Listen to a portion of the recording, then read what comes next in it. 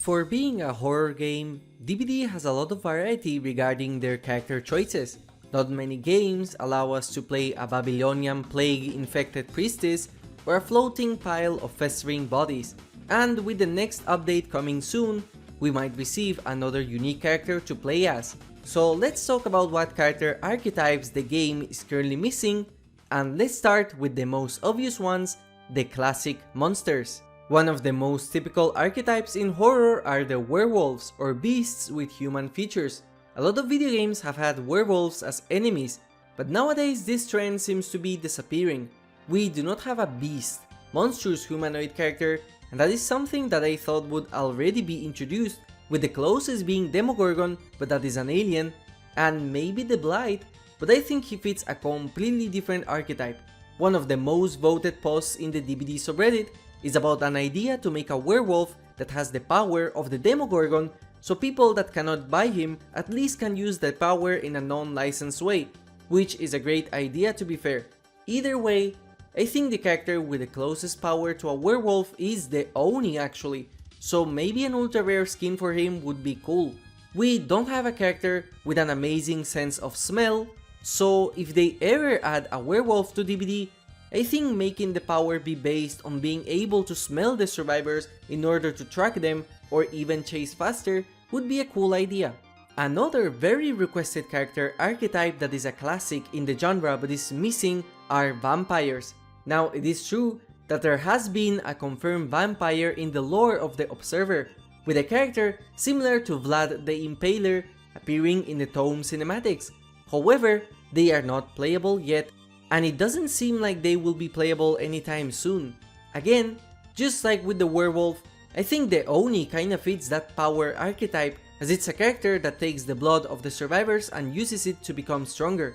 Behavior could go the classic route and have a stereotypical vampire that transforms into a bat or mist in order to move faster, but that is already Wraith, unless they can make it so that the vampire can fly over the map. But I don't think they would ever add something like this, as it would be extremely map dependent and they would have to rework a lot of maps in order to fit this power. The Shapeshifter is one of the oldest character archetypes that have been asked ever since the release of DBD. The Shapeshifter or Mimics is a character able to disguise themselves as another survivor or an objective like a generator. Despite this being the oldest idea by far in this video, behavior has never made something like this, and for a reason. Survive with friends would completely counter this power, and especially now that survivors have a lot of aura reading perks, this character would be a cool novelty, but they would become the weakest character in the entire game. I think instead of the character becoming the objects, now that we have the power of AI, I think it would be cool if they could summon or create fakes instead that are independent of the character itself.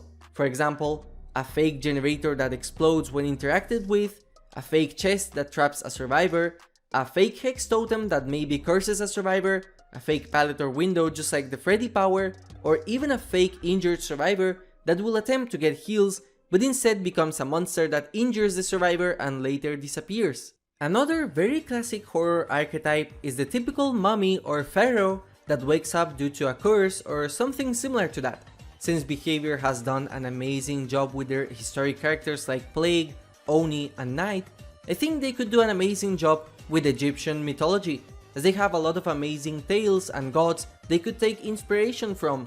Visually, the closest character to a mummy we have is the Wraith, so maybe a ultra rare cosmetic for him would also fit, as his power could be transformed to have a pharaoh disappear in a cloud of locusts in order to fit the invisibility of the Wraith. Besides, we do not have any Middle East representation besides the Plague, who is Babylonian, and Zarina, who is a survivor. There are a lot of cool mythological and historical events that could make amazing stories for killers in DBD, like an evil djinn or a cursed warrior. And since we're on the topic of historical characters, I think there are 3 more characters from different age periods that would fit amazingly in DBD, and that would also represent different times in history that were brutal and savage. An evil character from the Roman or Greek empires would be an amazing addition to DBD and would fit perfectly with the Oni and the Knight in order to represent a trifecta of ancient warriors. gladiators fought for the entertainment for people in brutal fights that mostly ended in someone not being alive, so a gladiator fighting for the entity is already lore accurate.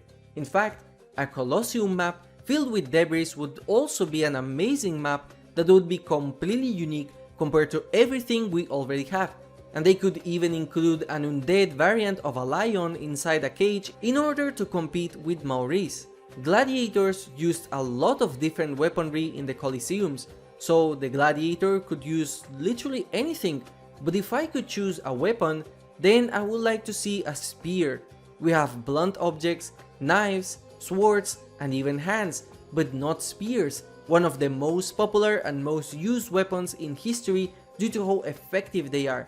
Another weapon I would not be opposed to is a shield, as the weapon customization options that a shield can have would be absolutely fantastic, and using a defensive weapon as an offensive option would be something fun to include in a game where survivors have no means to injure the killers themselves. Something that we also are currently missing from the game is Latin American representation in the form of a new killer. We have Carmina, the artist, who is from Chile, but none of her power or visual design tells that. However, a Mayan or Aztec warrior would be an amazing representation of Mexican history. The weapon this warrior could use is a macuahuitl, a sword made of obsidian blades, and there is already a weapon present in the game in the form of a legion knife that is made of obsidian for this same reason. The mori of this character could be to literally rip the heart of the survivors just like a fatality in Mortal Kombat, and the map could be a temple in the middle of a tropical jungle, but I think a jungle requires a lot of foliage and detail, and this is something I don't think would room pretty well on a Nintendo Switch. If an entire chapter is too much, then I think the Trapper could have an outfit inspired on an Aztec warrior that I think would look pretty cool either way.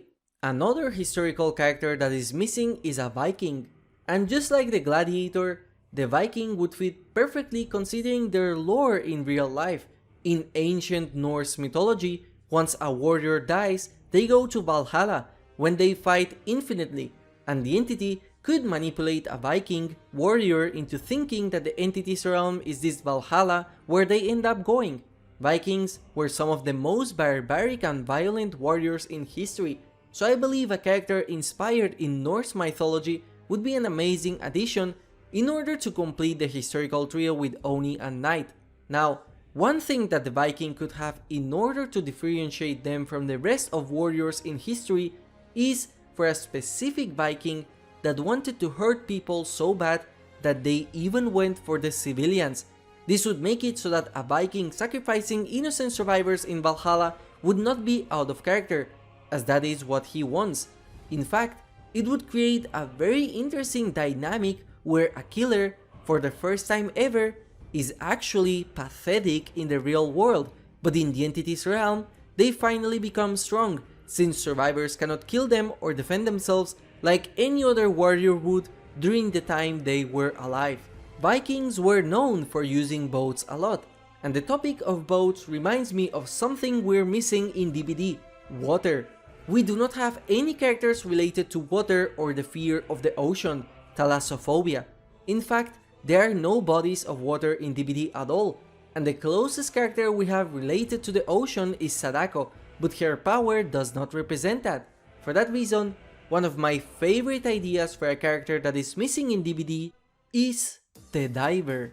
If DBD does not get the license for Bioshock or it's not interested in one, then an original Diver character would be an amazing addition, as there is nothing close to this character yet. Imagine a diver that ended up almost dying out of drowning in the middle of the ocean, but ended up being saved by the entity, and now the entity is manipulating them to see the survivors as the people that left them behind. This character could have the power to dive in the surface of any floor on the maps in order to stalk the survivors from under, similar to a wraith where you have to look at the floor of the map in order to see them moving, the closest image being the Inklings in Splatoon. As for the weapon, I think a fishing spear would also fit and would be unique to the character itself. The map could be the coolest thing in this chapter, as behavior could make it so that we're playing in the middle of a ship in the ocean, with cargo containers making up the loops of the map. The only problem this map has is how the exit gates would operate, or how resource demanding it would be to make an entire ocean outside of the map, in order to keep the illusion of survivors being in the middle of nowhere. The interesting thing that would come from this chapter is the fact that the entity is powerful enough to create an entire ocean in its realm, which can be expanded with the lore of the tomes by including creatures that live in that same ocean. Another character archetype that could fit the game perfectly and would also satisfy my need for a water-based chapter is a pirate, a character that needs no introduction as most people are familiar with them. However, unlike the majority of characters in this video, I think he would fit perfectly as another character skin, that being a skin for Slinger. A pirate ultra rare that includes custom voice lines would fit the power and even the personality of Slinger perfectly, and if they add a parrot that speaks or comments some of the hits as well, then I know this skin would become one of the most popular skins for the community. However, a buccaneer or a captain pirate is still cool enough to make an entirely new character and chapter that could also include a tropical map, something that is completely missing as well.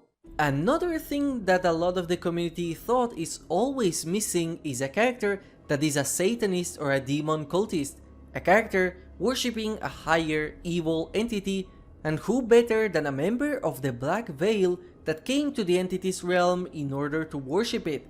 Behavior has said in the past that no characters will be related to religious groups due to the controversy it could make, so for that reason we won't have any evil nuns or satanists in DBD, but they can go the plague route and make a cultist worship the entity, as it's something that already exists in the lore.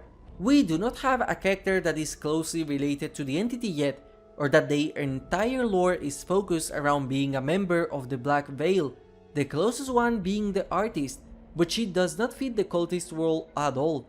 In fact, before she was released, I thought based on the leaks that she would be a Black Veil cultist before it was revealed that she was just an artist victim of cruelty. I imagined that a cultist would have the power to create walls of entity spikes in front of them, manipulating the map and the trajectory of the survivors. This way, we have a character that directly brings the entity in the middle of the match in order to help them. We need an evil woman. I know, the name sounds ridiculous, but hear me out. There is no inherently evil character in DBD that is a woman, as all of them are victims of some tragedy. I don't want a character I can empathize with or a character that has a sad backstory. I want a female version of the trickster, a woman that is evil because she is evil, no strings attached. A character that maybe use their looks in order to bring victims and maybe even sell their parts in the black market. This character could even use scissors as their base weapon, and it would make them unique compared to the rest, as it would be not like any other small knife like most of the human characters have. Not only would a character like this sell extremely well because we know how the community is, but also it would fit two different archetypes that are currently missing in DBD. Since this concept is very simple and it covers a lot of topics, behavior could truly make something original and interesting from it. I just hope that they don't add a tome or lore that explains why this character is evil and it's related to some parental issues or because she was mentally tortured. I really want a character that is evil because they were born evil, a villain, or a female Ghostface. And I know that after this one it is kinda ironic to mention a suffering woman as my next suggestion after an evil one, but I think if DBD is going to add another tortured woman soul, making it inspired on La Llorona would be amazing. The story of La Llorona is pretty messed up, but what you need to know is that she would be a wandering spirit of a crying woman that roams around the map in order to torture survivors. Something that I feel is completely missing from the game is a true suffering character that is crying while in a match. Imagine La Llorona being a stealth killer that has her crying be the lullaby you hear like the Huntress. In Left 4 Dead, we have the Witch, which is basically what I'm trying to emulate here. As of now, the closest thing we have to crying is the Dredge Souls that we already know how creepy that is, so having an entire character centered around that, who is also inspired in one of the most popular legends in Latin America, would also bring more diversity to the game. The devs have said in the past that they want to bring more characters from all around the world, and this is a golden example that is waiting to be translated to DBD. Another character concept that is completely missing despite being very popular is a parasitic entity, an alien creature inhabiting a human body, similar to how the Necromorphs are in Dead Space.